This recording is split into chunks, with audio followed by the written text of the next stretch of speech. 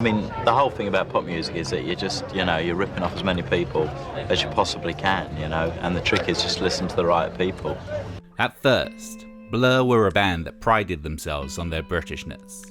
They wrote keenly observational pop songs about 18 to 30 holidays, the shipping forecast, Sunday lunch, and the quiet frustrations of everyday British life. In Britain, it made them heroes, but in the US, they were nobodies. So it was quite the surprise that midway through the 90s, they made an about-face and unleashed a screaming chunk of apple pie-scented grunge rock, the key modern jock jam. But how did they get there? Why was there a jumbo jet involved? And was it just a joke aimed squarely to whom it appealed? This is New British Canon, and this is the story of Song 2.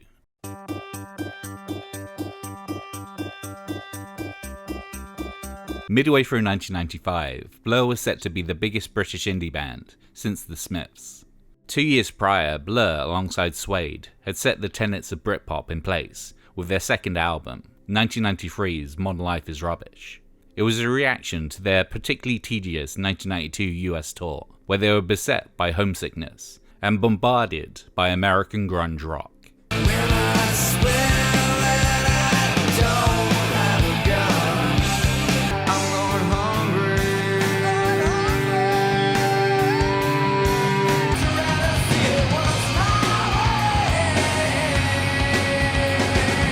The last 3 or 4 years of American music has come from Prozac culture.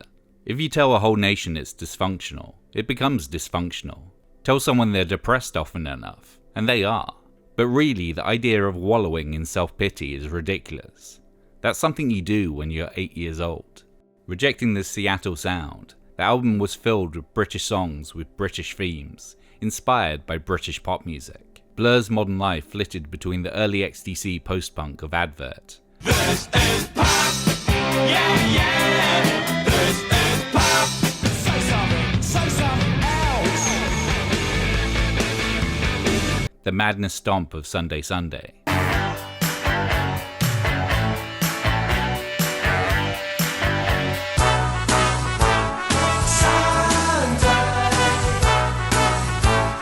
And the Kinks-esque ballad For Tomorrow.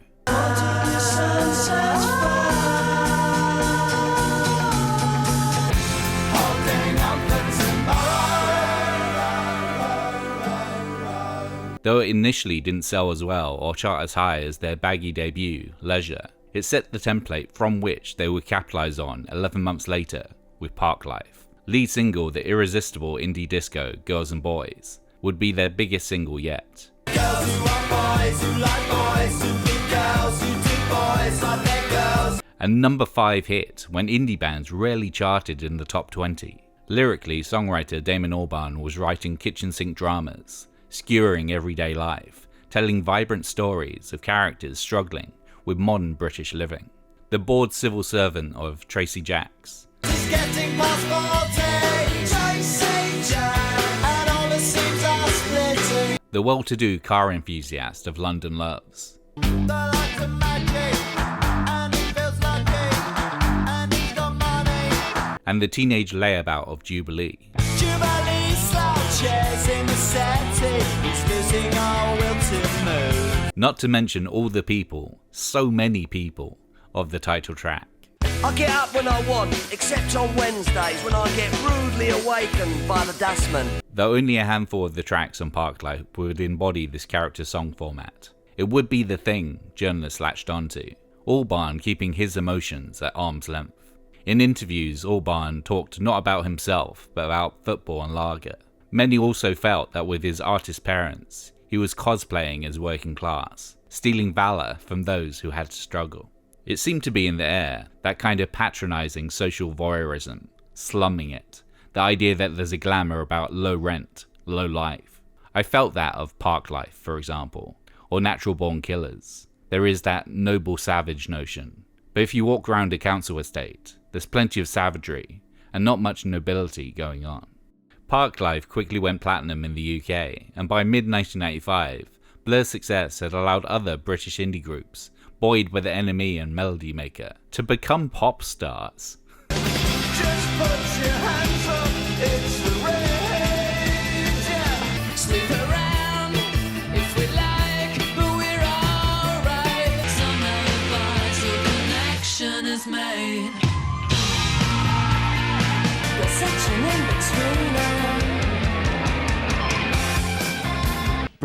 deeper, daydreamer.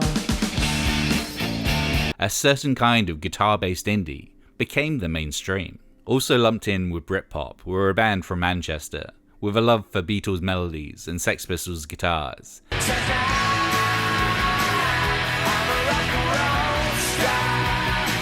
A dab hand for a universal sing-along.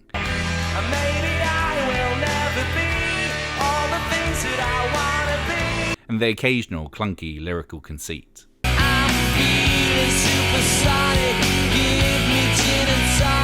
Initially, it was a mutual admiration society. Albarn shouted out Oasis when Blur won the Brit Award for Best British Band in February 1985. I think this should have been shared with Oasis. Yeah, much love and respect to them. And Noel Gallagher was quoted saying, "Girls and Boys was a great fucking pop single." People from my band have been quoted saying that they hate Blur. But I'll say that, although I've never been into a Blur album, I'll buy the singles compilation when it comes out. They're a great singles band. Simple as that. But one of Albarn's defining traits is he is extremely competitive. Oasis planned on releasing Roll With It, the second single from their upcoming album What's the Story Morning Glory, a week before Blur were releasing their lead single for The Great Escape. Albarn changed Blur's release date so they were competing for the number one slot, as Oasis had already had one with Some Might Say earlier that year.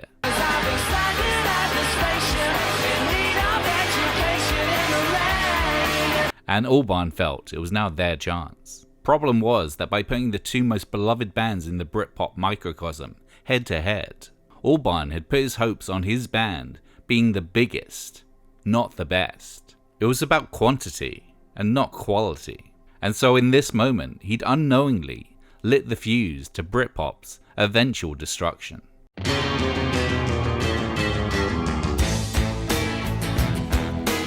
In August 1995, Blur's Country House and Oasis's Roll With It were both released.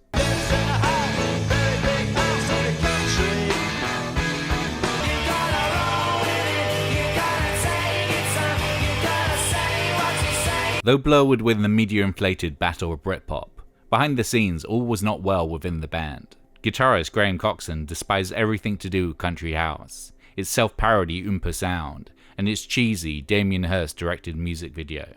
I hated it. Videos in general I feel completely awful about, but I regret Country House as a single. I like the song, but the association with it has become something else. It becomes Page 3 and Benny Hill, and I don't think I had the sense to complain about it, which is my fault. I didn't realise what dirty minds Keith Allen and Damien Hirst had. They're from an area which I don't want to associate with anymore. He also wasn't seeing eye to eye with the rest of the band musically, delving into US alternative groups like Sonic Youth, Pavement, and Fugazi.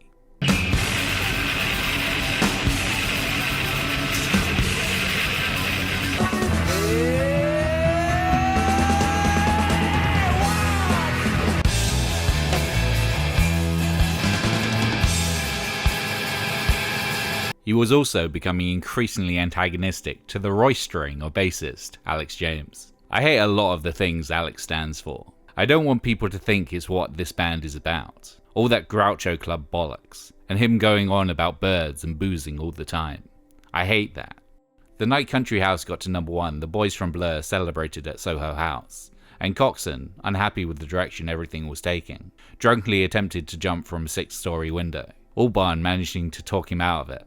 But he was still embarrassed by being in a pop band. He had begun drinking more, and this resulted in physical fights with his bandmates.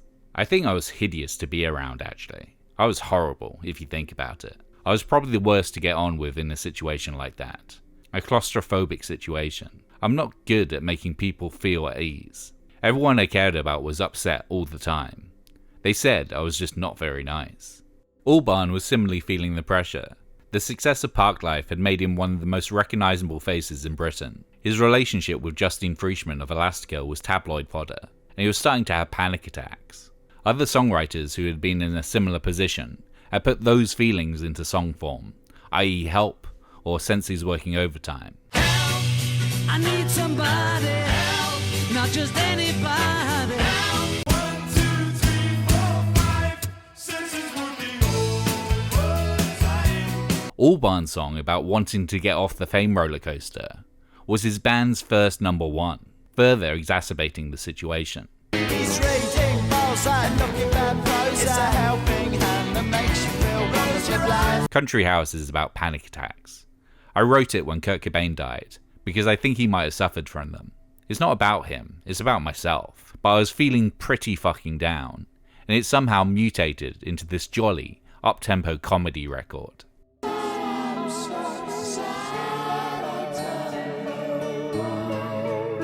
Sure, the song also references David Balfe, ex-owner of their label Food, quitting London for a mansion in Bedfordshire.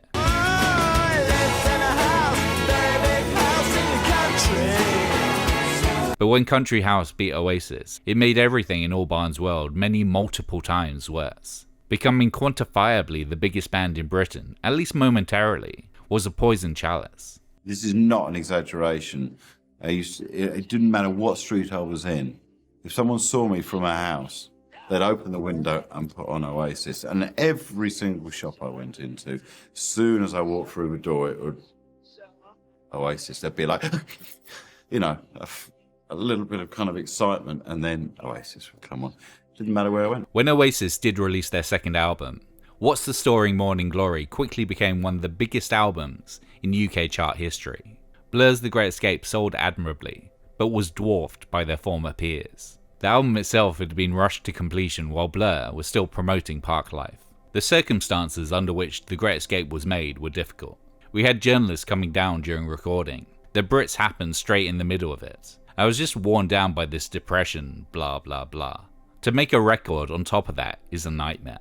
As such, the album is like the dark shadow of their breakthrough. Its title a further cry for help. All the characters are still eccentric weirdos, but Albarn voices them with contempt. The wife swappers of stereotypes. While swapping is your future, you know that it would suit you. The cross-dressing bureaucrats of Mr. Robinson's Quango. Wearing black French knickers under the suit, I got stuck into suspenders on a feeling rough and loose. And the charmless man of Charmless Man. When you put it all together, there's the model of a charmless man. It was all more elaborate, more orchestral, more theatrical, and the lyrics were even more twisted. It had gone from a cartoon into a horror movie. There wasn't one nice person in there, was there? It was all dysfunctional misfit characters fucking up. He sneers at those that want to win the newly introduced National Lottery on It Could Be You. Churchill got his lucky number. Knowing from personal experience that it will bring them nothing but unhappiness. Tomorrow there's another. Could be me. Meanwhile, on Dan Abnormal, his title an anagram of Damon Albarn, he kicks back at his public, wanting him constantly to be performing.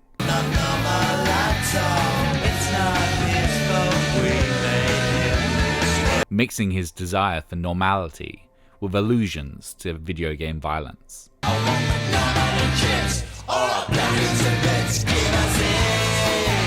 I think Best Days pretty accurately sums up how Damon felt at the time.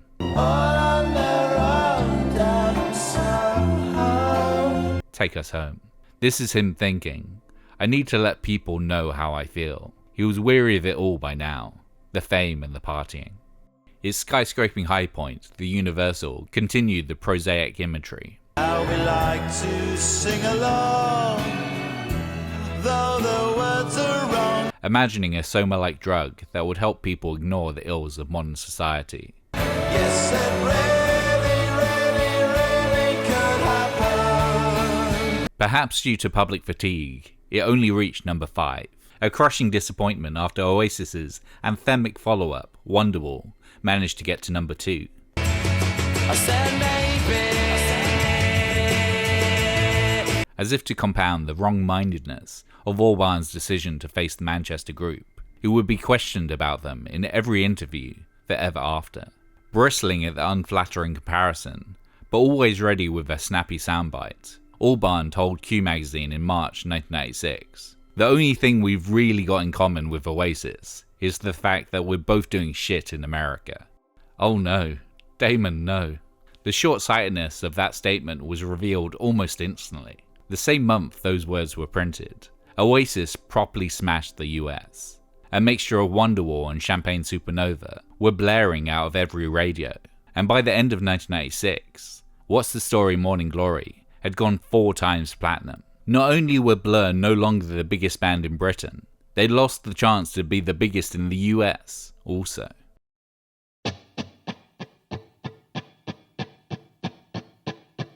Having released 3 albums in as many years, a trilogy of British ideals and characters, Blur took a year out before coming back. The band were alienated from each other. Albarn was in his own head with the pressure. Coxon was drinking heavily, hated the band's current direction, and especially hated James. James, with his whoring, was making everyone look bad, and drummer Dave Rowntree had recently gotten married. So what got things started towards getting the band back together and thinking about album number 5 was a bit of traditional written communication from Coxon. I decided to write a letter to Damon because I wasn't confident enough to broach conversations about my needs. It was something like, I'd like to start scaring people again, because at the start, we were into Unease, songs like Oily Water and Resigned.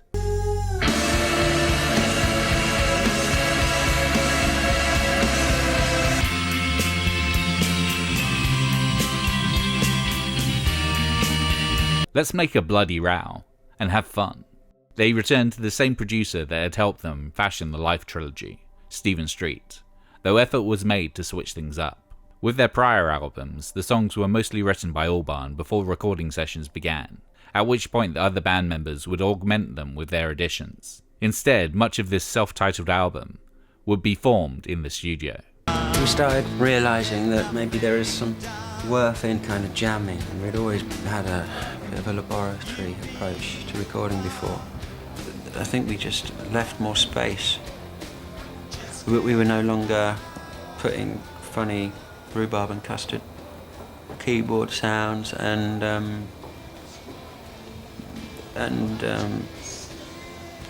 backing vocals that weren't particularly required anymore. Coxon also took the helm more often. Where his want to add elements of noisy US alternative music had been rejected on The Great Escape, here he was able to play much more in that mode, with a more lo-fi pavement approach to production.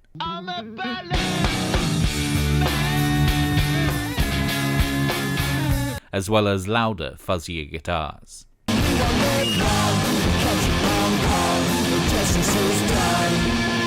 Overall, the album has a greater Graham Coxon flavour, to the point where he had his own solo credit on a song, the apprehensive You're So Great.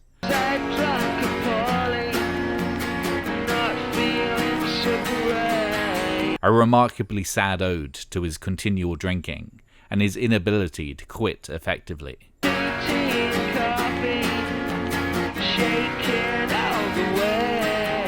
So worried about his voice leading a Blur track for the first time, Coxon recorded his part, hiding under a table with the lights out. 'Cause you're so great and I love you. The album ends with the noise rock freakouts and serrated guitar loops of Essex Dogs.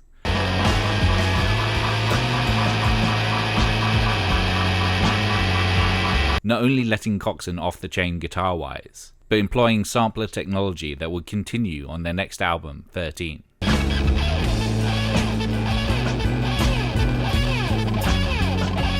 The scuzzy trip-hop of Death of a Party, as well as pointing towards Albarn's work with Gorillaz.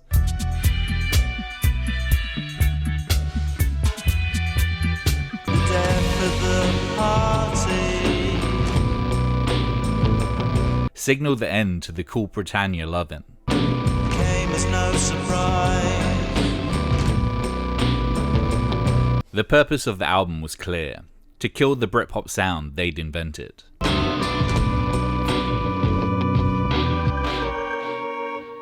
Further separating themselves from the British scene, midway through the band transplanted the sessions to Iceland, where Albarn completed recording his vocals. Free from tabloid harassment, he was able to unwind slightly, enjoying Reykjavik's local club scene, and how in the summer the night is mercifully short. He was also able to put more of himself into the songs, no longer using pseudonyms like Tracy Jacks or Dan Abnormal to voice his feelings, but still being somewhat veiled in his meanings. Because it was my first sojourn in coming clean about what I do in my private life, I didn't really want to make it too explicit. It's great fun imagining the dark recesses of your soul. You can get very caught up in it. First single Beatlebum is a greater tribute to White Album period Beatles than the Mancunian fan club ever committed to tape.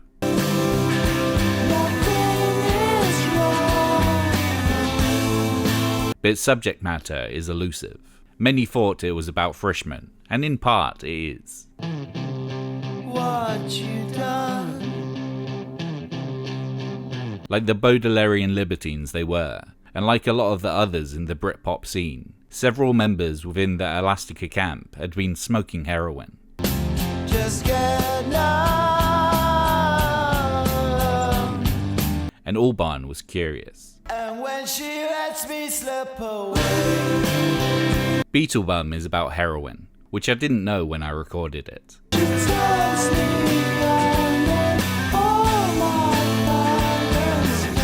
But one night Damon and me were out in Iceland, coming back from a club in the early morning. And in Iceland in midsummer, it's starting to get daylight again. I remember him telling me he'd perhaps taken some heroin, and I got very angry. I raced ahead and he realised he'd upset me. I never thought he was the kind of person who'd need to do that. I said to him, "You don't have to take that shit to be artistic. Don't think you have to." He just stood there, looking sheepish.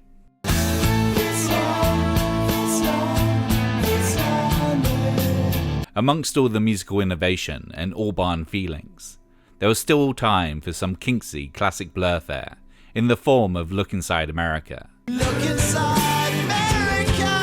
She's alright. She's alright. Here, Albarn warms to the country they had previously started a musical revolution to combat.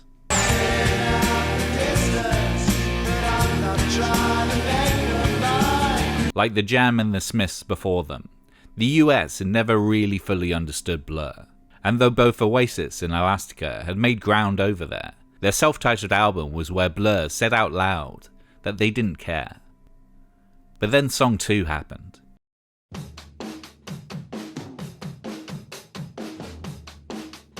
As a band, Blur are known for their clever lyrics, insightful observation, and lush orchestration. The genius of Song 2 is it is everything that Blur are not. It is 2 minutes and 2 seconds of primal bloody grunge pop, with so little thought put into it that its title was a working title that never got fixed. We didn't think about it at all. Graham set up 2 kits. Dave and Graham started playing drums at the same time, this real aggro beat. Then the chorus is 2 distorted basses, and Damon's guide vocal.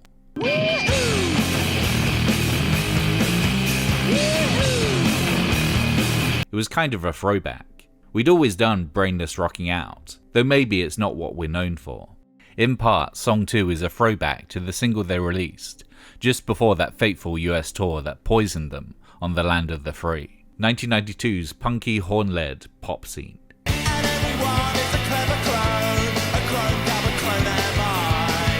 If the comparison isn't already obvious, the carpeted walls on their respective music videos make it clear.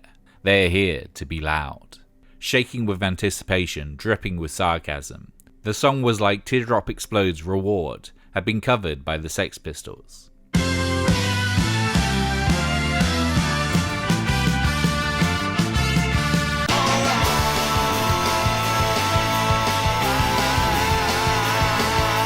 But peaking at a dismal number 32, Pop Scene was its own roadblock to Blur's career. The British public not yet ready for this version of the band. Hey, hey, come out tonight.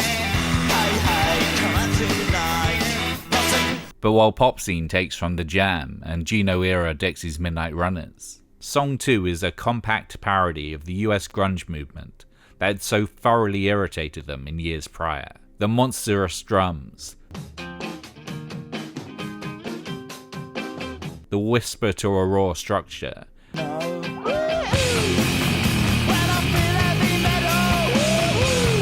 and the incomprehensible lyricism.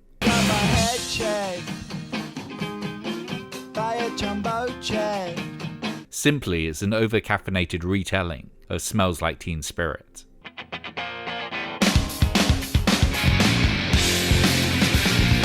but it was quite different from how it started out. The original version was a softly strummed lounge song, written by Albarn. I got my head checked by a bumbo jet, which instead of its iconic outburst, had a wolf whistle.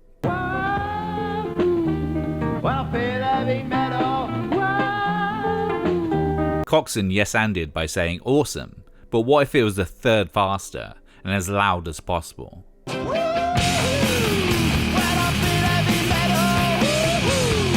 The resultant cacophony meant the whistle was lost in the mix, the euphoric woohoo put in its place. He tried to write more meaningful lyrics later, but it never had the same vibe and power.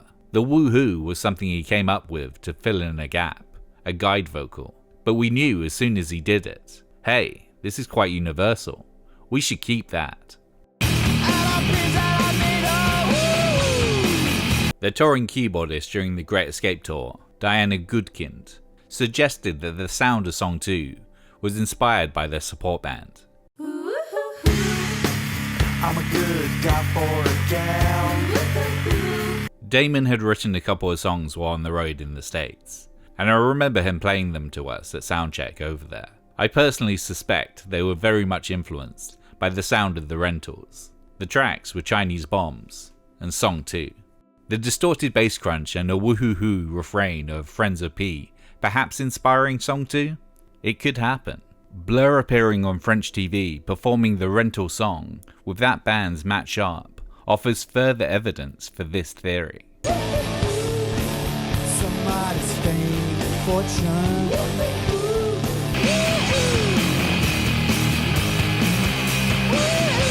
But Coxon felt disappointed in the composition, as it wasn't quite loud and nasty enough. I found Song 2 frustrating, because I could never quite reach the disgraceful levels of noise I really wanted with the equipment I had. I probably could now, because there are lots of other bits of kit I could try doing it with, but at the time it always sounded underpowered. It was never a statement of intent, nor a calculated effort to create a crossover single. Overall, Andy Ross from Food Records was a bit down on the album, not feeling it had the commercial heft of their last two records.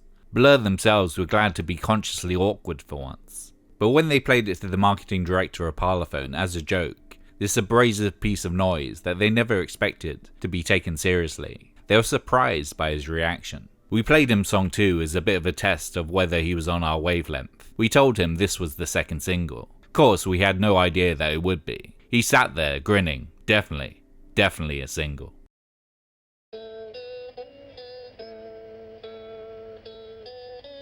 After Beetlebum managed to net Blur their second UK number 1, Song 2 continued its coincidental association with all things in the second by charting at number 2, behind R. Kelly's I Believe I Can Fly. I wish I could fly way up to the sky, but I can't. You can. I can't. But the surprise success came in the US. They unironically loved this atypical joke song, because it sounded like what they liked. Regardless of what many think, Song 2 wasn't their biggest hit in the US, with both Girls and Boys and There's No Other Way actually cracking the Billboard Hot 100 at number 59 and 82 respectively.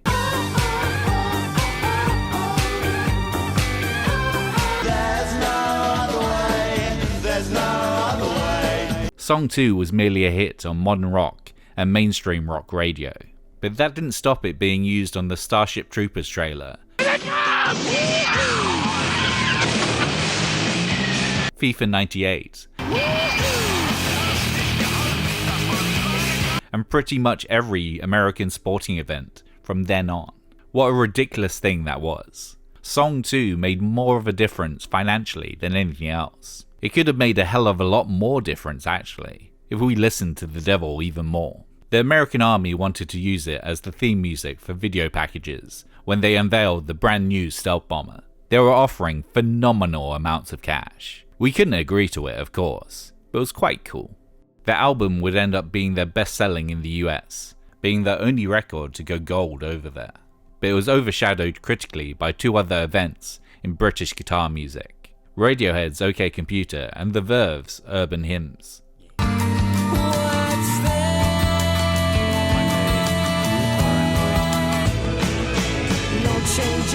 change, I can change, I can change. 1997 in general would signal the death of Britpop, with Oasis's Be Here Now released in August, disappointing both sales-wise and song-wise in the face of their unrepeatable previous two records.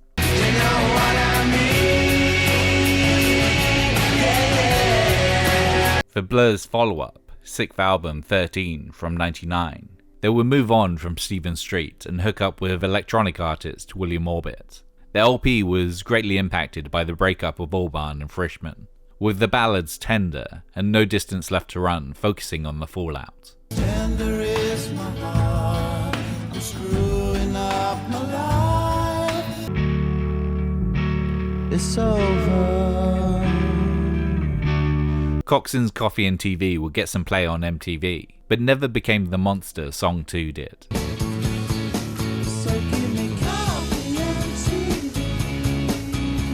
His unhealthy relationship with the bottle would continue to be a presence, until during the recording of Think Tank, he parted ways with Blur. I'm still not quite sure what happened, and what the reasons were, though clearly I had let them down, and had gone into the Priory rather than recording a new album. But it was something that I needed to do. It was unfortunate. It was like being on a motorway and wanting to pull over, but no one letting you, and knowing that you were going to crash. The only track he ended up on the finished album was Closer, Battery in Your Leg.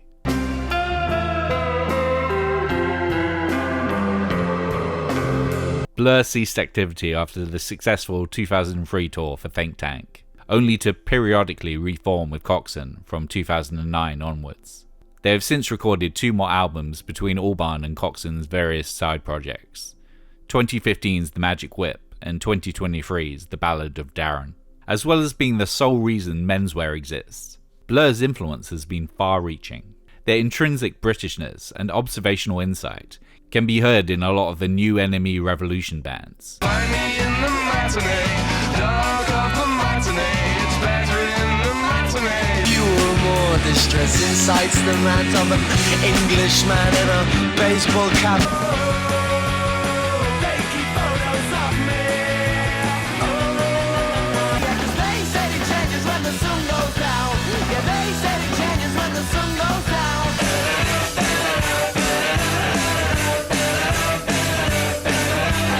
While Radiohead and Jeff Buckley are other key influences, the widescreen ballads of Coldplay are clearly taken from Blur, the Universal being a proto-Yellow.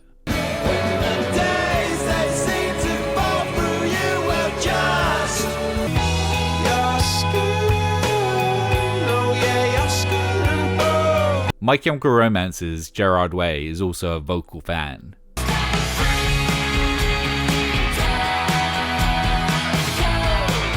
Not only stealing the track name to the end for their song on Three Cheers for Sweet Revenge, but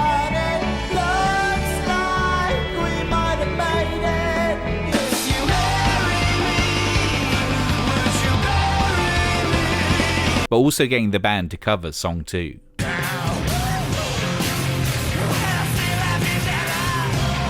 While bands might be too reverential to cover Smells Like Teen Spirit without putting a completely new spin on it, Song 2 is a staple for artists who just want to inject a bit of caffeine into their live set.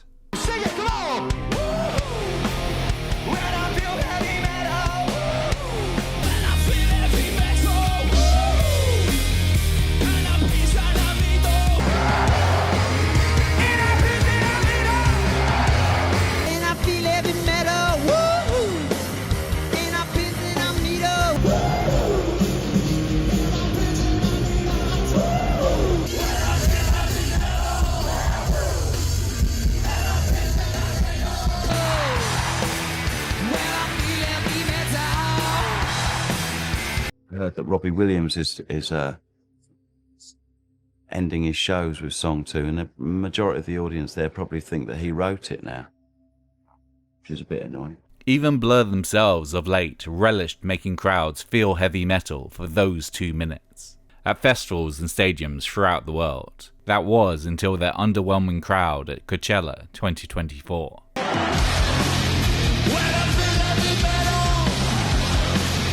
In the aftermath of the Oasis skirmish back in 1995, Albarn said they'd even been offered to play Wembley Stadium, and they'd said no. You see, essentially we're an off left-handed pop band. We're not a stadium band. We can function out there, but it's not what we're about. It's designed for football, not music, and that's the way it should stay. But this was Blur circa 1995, battered, beaten and boozed up. In July 2023, they finally played the legendary venue for the first time, and they had the perfect song for the occasion, both for sporting events and being an oddball pop group. Woohoo, indeed.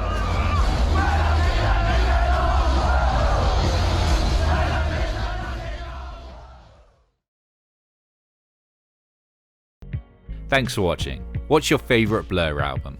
Comment down below. If you like this video, like, subscribe, and why don't you also do me a favour and share it with a couple of people. It really does help. As always, I'd like to shout out my new top tier supporters over on Patreon, Lucy A and Daniel Wagner. And thanks again to all that support me. And I'll see you in 3 weeks' time for a chapter from the Alt Rock Playbook.